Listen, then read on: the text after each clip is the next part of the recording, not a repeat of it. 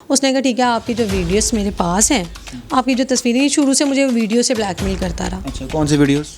ایک اس کے پاس میری پرسنل ویڈیوز ہیں، دھمکیاں لگتی ہیں، گندی باتیں، گندی ویڈیوز بھیجی جاتی ہیں جیسے مجھے تنگ کیا جاتا ہے. پھر اس نے میرے 2 مس کیریج کروائے کہ ہم نے یہ بچہ نہیں ابھی لینا. بہت اس نے مجھے مارا، اس نے مینٹلی مجھے اتنا ٹارچر کیا، اور سمجھ لیں میں بند کمرے میں، مجھے وہ بند بھی کر دیتا تھا، بہت مارتا تھا، باہر نکلنے دیتا، محلے دار پولیس بلاتے تھے.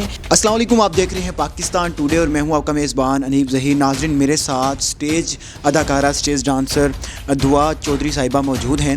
اصل میں ان کی کہانی اس طرح سے ہے کہ آج سے کچھ سال قبل اگر بات کی جائے تو یہ اسٹیج ڈانسر تھی، اسٹیج اداکارہ تھی، فلموں میں کام کرتی تھی اور ایک بہت اچھی ایک زندگی گزار رہی تھی. ان کے پاس اپنی گاڑیاں تھیں، اپنے گھر تھے، بنگلے تھے جہاں یہ رہ رہی تھی اور بڑی ایک شاہانہ زندگی گزار رہی تھی. پھر ان کی زندگی میں ایک شخص آتا ہے اور شخص کا جو آنے کا طریقہ وہ کچھ اس طرح سے ہے کہ وہ ان کا فین بن کر آتا ہے اور جہاں بھی ان کا اسٹیج ڈرامہ ہوتا ہے وہاں پہنچ جاتا ہے، ان کو تنگ کرتا ہے، ان کے گھر کے باہر آ کے کھڑا ہو جاتا ہے.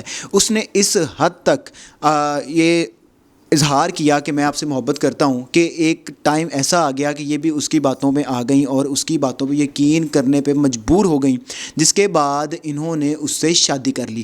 اس شادی کے بعد کیا صورتحال ہوئی، کیا واقعہ ہوا، کیا گزری ان پہ، کیا ظلم و ستم ہوا، اور آج یہ کس حال میں ہے کہ جو ان کے پاس گاڑیاں تھیں، بنگلے تھے، سب کچھ ختم ہو چکا ہے اور آج ایک کرائے کے گھر کے اندر رہتی ہیں. ان کے ساتھ کیا ہوا شادی کے بعد، وہ شخص کون تھا، یہ ساری باتوں کے جواب ہم ان سے پوچھتے ہیں. السلام علیکم. وعلیکم السلام. اچھا دعا، آپ مجھے یہ بتائیں کہ کیا یہ سارا قصہ ہے، کیا وہ لڑکا تھا کون، کس طرح وہ آپ کے پیچھے آیا اور کس طرح شادی تک بات پہنچی؟ جی، وہ سلیم شوکت ایس ایچ او ہے، مناوے تھانے میں لگا ہوا ہے. یہ اس کا بھائی ہے. اور عظیم شوکت جس کا یہ رنگ روڈ میں مسئلہ چل رہا ہے، ٹھیک ہے، وہ اے سی، یہ اس کا چھوٹا بھائی ہے. کرپشن کیس چل رہا ہے؟ ہاں جی، وہ چل رہا ہے. اس کا نام محمد سلمان ہے. یہ میرے ڈراموں میں، فلموں میں میرے پیچھے پیچھے پاگلوں کی طرح آتا تھا. تو میں اسے منع بھی کرتی تھی کہ مطلب آپ اتنا مجھے میسیج نہ کرو. میں اسے بلاک بھی کر دیتی تھی. مجھے کسی نہ کسی نمبر سے کال اور رابطہ کرتا تھا. پھر ایک میرے سیکٹری تھے، ان کے ساتھ نے رابطہ کیا کہ یار میری اس سے بات کروا دیں، میں اسے بڑی محبت کرتا ہوں، میں اسے عزت دینا چاہتا ہوں اور شادی کرنا چاہتا ہوں.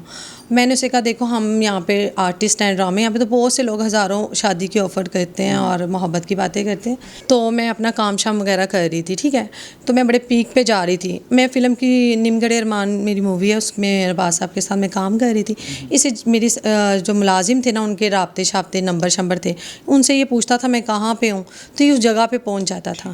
چونکہ میں اس کو کہتی تھی مجھے کام کے ٹائم میرے نہ پہنچا کرو، مجھے کام ہے یہ ڈراموں کے پہ پہنچ جانا. محفل حساق صاحب بھی ہیں ادھر، جو ڈرامے جو ڈائریکٹر ہیں، وہاں کے پروڈیوسر ہیں. یہ میرے وہاں پہ ڈراموں میں بھی ٹینشن دینے لگ گیا. لوگ مجھے فلموں میں کام نہیں دے رہے کہ آپ لیٹ آتی ہیں، بندہ کون آپ کے پیچھے آتا ہے، یہ آپ سے بحث کرتا ہے. سب لوگوں نے اس طرح.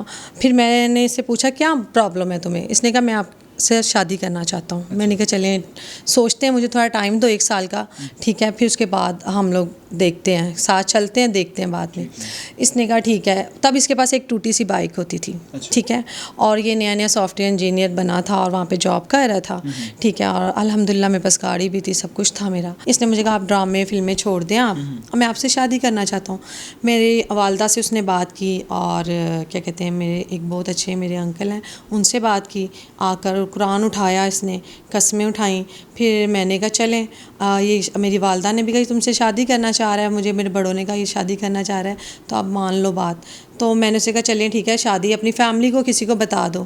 اس نے کہا نہیں، جو عظیم اور سلیم شوکت ہے نا، ان کے سارے جو پراپرٹی اور جو پیسے ہیں نا وہ میرے نام ہوتے ہیں. اگر صبح میں نے ان کو اوپن کر دیا تو یہ لوگ جو ان سے ہیں نا مجھے آپ کے ساتھ نہیں رہنے دیں گے. وہ سمجھیں گے میں آپ کو کھلا دوں گا، اور وہ میرے 6 بھائیوں میں نا وہ میرے پہ یقین رکھتے ہیں. وہ بتانا اس لیے چاہ رہا تھا فیملی کو کہ آپ ایک اسٹیج ڈانسر ہیں، اسٹیج اداکار ہیں. ہاں جی، یہ بھی کچھ مسئلہ تھا، یہ بھی نہیں بتانا چاہتا. پھر اس نے کہا آپ مجھے نا 3 سے 4 ماہ کا ٹائم دیں اور انشاءاللہ ہم لوگ باہر چلے جائیں گے. ہم لندن جائیں گے اور کینیڈا، ہم لوگ سوئٹزرلینڈ جائیں گے، کینیڈا میں ہم بیبی پیدا کریں گے. مطلب اس طرح کے خواب اس نے مجھے دکھائے. پکے اور قسمیں کھا کے. ٹھیک ہے, میں نے اسے کہا چلیں ٹھیک ہے. کرتے کرتے 6 ماہ نکاح کو گزر گئے. اس کے کچھ عرصے بعد تو میں اس کو کالز کرتی ہوں, میرا فون اٹینڈ نہیں کرتا, میں میسج کرتی ہوں, جو کہ میرے وہ ایک انکل ہیں, ان کو کال کر کے کہتا ہے کہ صبا کو کہو کہ میں آ رہا ہوں, مجھے کال مت کرے. ٹھیک ہے, تو میں جب یہ گھر آتا ولیمے والی اور مجھے بڑا رو کر کہتا ہے کہ میری شادی زبردستی کر دی ہے میرے گھر والوں نے, میں آپ سے بہت پیار کرتا ہوں. ٹھیک ہے, آپ میری پہلی اور آخری محبت ہیں. اور میرے پیروں پہ بیٹھ جاتا ہے اور رونے لگ جاتا ہے, اور کہتا ہے میرے والدہ جو میرے والد ہیں انہوں نے حج عمرے کیے ہیں, اگر آپ میں ان کو بتاؤں گا وہ مر جائیں گے, بزرگ ہیں وہ, تو آپ میرا ساتھ دیں, میں اس کے ساتھ نہیں رہوں گا, میں آپ کے ساتھ رہوں گا, ہم باہر سیٹل ہو جائیں گے, جو میں نے پرومس کیا میں آپ کا پرومس کبھی نہیں توڑوں گا. پھر میں نے کہا اب شادی تو ہوگی, اب میں کہاں جاؤں گی, میں نے اس کی خاطر شو بزنس بھی چھوڑ دیا. ٹھیک ہے, مطلب آپ کو اس پہ یقین آ گیا, آپ کو بھی اس سے محبت ہوگی, جس کے بعد آپ نے اس پہ یقین کر لیا, اور جس کے لیے آپ نے اپنا سارا کریئر بھی داؤ پہ لگا دیا, اپنی ساری جائیداد بھی چھوڑ دی. ہاں جی, اس کے لیے میں نے سب کچھ ہی چھوڑ دیا, پیسہ دولت اپنا نام سب کچھ خراب کر.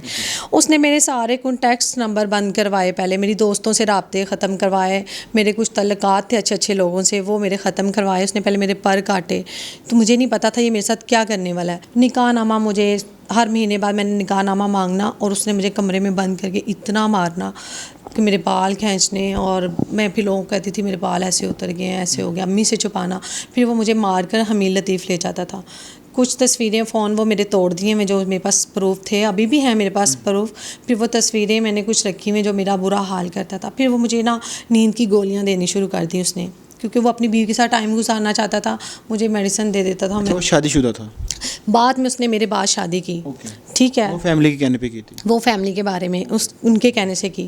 اس کے بعد مجھے نیند کی ٹیبلیٹس وغیرہ دے کے تو میں سو جاتی ہوتی تھی, پھر اگلے دن وہ آتا تھا. پھر اس نے میرے 2 مس کیریج کروائے کہ ہم نے یہ بچہ نہیں ابھی لینا, ہم باہر چلے جائیں گے, یہ کر لیں گے, آپ کو طلاق دے دوں گا. میں ڈر گئی. دیکھیں ہم معاشرے میں چاہے ڈراموں میں فلموں میں کام کرتے ہیں, عورت عزت تو مانگتی ہے, اینڈ انسان کی لائف شادی شدہ ہی ہوتی ہے زندگی. ٹھیک ہے, تو اس نے مجھے یہ مس کیریج کی. لاسٹ ایئر میں جب رمضان میں پریگننٹ تھی, اس نے مجھے سپرائٹ کی بوتل میں مجھے ٹیبلٹ دی, اور خود اسلام آباد اپنے بھائی عظیم شوکت کے پاس چلا گیا. ٹھیک ہے, میں نے اس کو کالز کی کہ یار مجھے پین ہو رہی. اس نے کہا آپ نے صبح جانا ہے, 12 بجے جانا ہے, ابھی آپ نے ہاسپٹل نہیں جانا.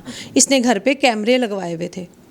ٹھیک ہے, میں اپنی فیملی کو نہیں مل سکتی تھی, میری فیملی آ نہیں سکتی تھی, اس گھر میں اتنے کیمرے تھے. میرا فون اس نے اسکین کیا ہوا تھا جو مجھے نہیں پتا تھا. ٹھیک ہے, تو میں نہ کہیں نکل سکتی تھی نہ کچھ تھا.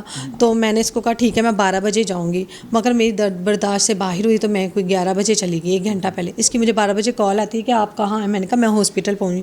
آپ میرے پوچھے بغیر کہ میں کہا میری بہت طبیعت خراب ہے, ڈاکٹر نے مجھے جواب دیا میرے بچے کی ڈیتھ ہو گئی ہے. تو ڈاکٹر نے جواب دے دیا. انہوں نے جب بلڈ ٹیسٹ کروایا اس میں آیا کہ مجھے کوئی میڈیسن میں نے کھائی ہے جس سے میرے مس کیریج ہوا ہے. ٹھیک ہے, پھر میں جی ہاں جی, یہ رمضان کی بات ہے. پھر میں نہیں چپ بیٹھی. جب یہ آیا تو میں نے کہا آپ نے مجھے طلاق دینی ہے, مجھے چھوڑنا ہے, تو آپ مجھے سیدھی طرح کہیں. کہتے نہیں میں بچہ بھی نہیں لینا چاہ رہا, میں نے آپ سے وعدہ کیا مجھے 1 ماہ کا ٹائم دے دیں, میں 1 ماہ بعد ہم لوگ دبئی سیٹل ہو جائیں گے. یہ کرونا جیسے ہی ختم ہوتا ہے تو ہم انشاءاللہ دبئی چل جائیں گے, دبئی سے ہم آگے نکل جائیں گے. میں نے کہا ٹھیک ہے.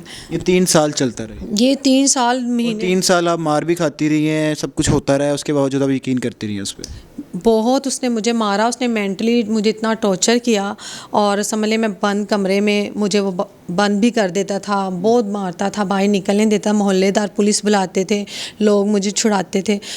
وہ شخص مطلب میں ڈر جاتی تھی مجھے طلاق دے دے گا, میں کہاں جاؤں گی, میرے پاس گھر نہیں ہے. پھر میں نے اسے کہا آپ میرے ساتھ رہو گے. ٹھیک ہے, آپ اس بیوی کو بتائیں. اس نے کہا اس بیوی کو بھی نہیں بتانا نکاح کا, اسے یہ بتاؤ کہ آپ میری دوست ہو. میں نے کہا میں تو نہیں یہ بات چھپا سکتی. اس نے کہا ٹھیک ہے آپ کی جو ویڈیوز میرے پاس ہیں, آپ کی جو تصویریں, شروع سے مجھے ویڈیو سے بلیک میل کرتا رہا. اچھا, کون سی ویڈیوز؟ ایک اس کے پاس میری پرسنل ویڈیوز ہیں, دیکھیں ہم میاں بیوی ہوتے ہیں, اس کے پاس تھیں. تو اس سے مجھے اس نے کہا کہ دیکھیں آپ اپنے بچوں کو, اپنی نسل کو منہ دکھانے کے قابل نہیں دیں گی. بلیک میل کیا اپنی بیوی کو کہ جو ویڈیوز ہیں آپ کی وہ لیک کر دوں گا. ہاں جی, مجھے بلیک میل کیا. اگر آپ نے یہ کیا تو آپ اپنی 7 نسلوں کو اپنی شکل نہیں دکھا سکیں گی, اور آپ کے ایسے ایسے جو سلیم شوکت ہے وہ آپ کے ایسے ایسے ٹکڑے کروائے گا کہ وہ آپ کو ملیں گے, یا میرے بھائیوں کو جانتی نہیں ہے. اب کہاں تک بات پہنچی ہے, طلاق کے معاملات کہاں تک پہنچے ہیں, اور دھمکیاں آ رہی ہیں اب؟ مجھے جو سلیم شوکت ہے اس نے مجھے دھمکیاں لگائی ہیں. اس کی جو سلمان کا بھائی ہے, ہاں جی, جو بڑا بھائی ہے اس نے مجھے دھمکیاں لگائی. लगाई हैं, मैं तुम्हें ट्रक के नीचे गाड़ी के एक्सीडेंट करवाऊंगा, जो मेरे पे और मेरे भाई पे इल्ज़ाम नहीं आएगा तुमने उसकी ज़िंदगी तबाह कर दी। तो उन्होंने मुझे कहा आप हमें कहीं भी नज़र आई तो हम आपको मार देंगे। उसका छोटा भाई है और ये लोग मुझे ट्रेस करते रहते हैं, मुझे गलत गलत नंबर से कॉल्स आती हैं, धमकियाँ लगती हैं, गंदी बातें, गंदी वीडियोस भेजी जाती हैं, जैसे मुझे तंग किया जाता है। लास्ट में क्या कहना चाहती हैं? मैं ये चाहती हूँ कि जो ये कानून की वर्दी पहन के जिस पे ये कसम खाते हैं कि हम इंसाफ करेंगे लोगों के साथ, ये उनकी बेटियों की इज़्ज़तों से खेलते हैं। अजीम शौकत अपने पैसे दौलत, अपनी तालीम, अपने जो ओहदे पे लगा है एसी के, ये इस ओहदे पे लगकर ये लोगों की बेटियों की इज़्ज़तों से खेलते हैं। पैसे दौलत की खातिर लोगों की बेटियों को तलाक़ें देते हैं, उन्हें इस्तेमाल करते हैं। ठीक है, मैं यही चाहूँगी इमरान खान से, CCPO से मुझे इंसाफ चाहिए, मुझे निकाहनामा चाहिए, और इसने जो मुझे तलाक़ दिया मुझे भी तलाक़नामा चाहिए। मैंने आगे अपनी लाइफ को लेके चलना है, मुझे इनसे ख़तरा है।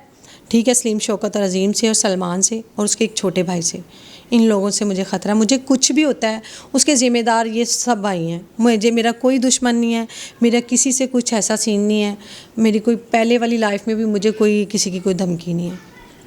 जी नाज़रीन, आपने सारी कहानी सुनी है। इस कहानी में जो गलत लगता है, जो सही लगता है, इस चीज़ का फ़ैसला आपने खुद करना है। लेकिन एक बात यहाँ पे काबिल गौर है कि इस वक्त इनको जो कत्ल की धमकियाँ दी जा रही हैं, कम से कम ये जो हमारे कानून के अदारे हैं, ये उनका काम है कि इनको प्रोटेक्शन प्रोवाइड की जाए कम से कम। और बाकी जो स्टोरी है उसमें जो सच गलत का फ़ैसला आपने खुद करना है। ये इसी के साथ मुझे दीजिए इजाज़त। अल्लाह हाफ़िज़।